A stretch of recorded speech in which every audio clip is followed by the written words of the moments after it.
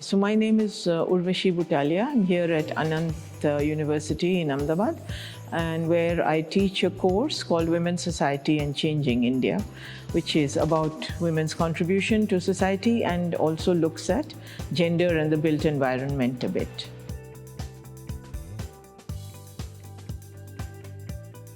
So the module called Women's Society and Changing India is a module that in part addresses histories of women and looks at the question of why are women absent from all historical writing and why are their contributions, say, to the making of modern India and other aspects of our lives not recognized at all. And then it poses the question of how the visibility of women is so important also to the issue of policy making for women, and not only the visibility but the participation of women in all of these things is so important. So then the second part of the module that looks at directly at the built environment, asks the question that if architecture, the discipline that leads to the built environment, was not open to women, that is, so few women studied it, and even when they studied it, they were not able to set up practices in it. Architecture itself in the early days was not based on data and research looking at women's needs and their interests in the built environment. Then how do you incorporate this? How do you make cities safe for women? How do you construct buildings, whether they're residential or educational or professional, which take into account women's particular need? And it raises questions of that kind.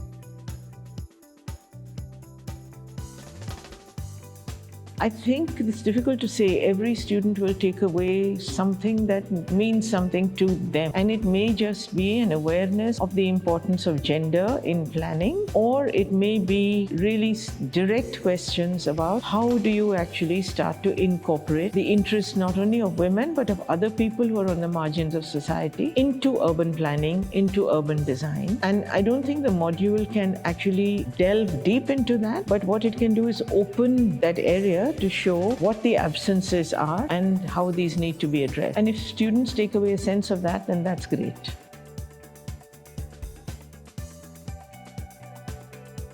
I find this cohort extremely participative, very full of questions and quite open to asking those questions. And some of those questions are difficult questions, which often you might have been thinking about them, but you are scared to ask them publicly. So I have quite enjoyed teaching them. I just hope that they have enjoyed it as much, or they'll take something away from it, because that's all as a teacher that you can hope for.